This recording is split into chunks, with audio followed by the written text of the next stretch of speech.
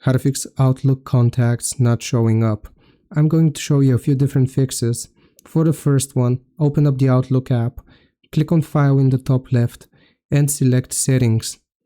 Right here, we will need to go and choose Accounts first, and make sure you are signed into the correct Outlook account which you have your contacts synced to.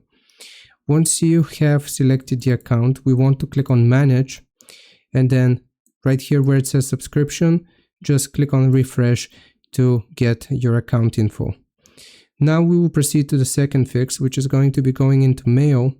Then you want to click on Sync Email and make sure again that you have selected the correct email from this section as well. So this is my email and I'm going to click on Save.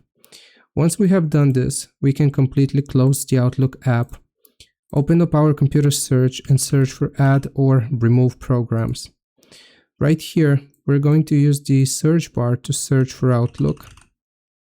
Click on the three dots, Advanced Options. Now you want to scroll down, click on Terminate, click on Repair, and then if it still doesn't work or your contacts don't show, you can also reset the app. The app's data will be deleted though, and you will need to sign back into your account, and that should fix the issue. Hope this video helps. Leave a like and sub. I'll see you next time.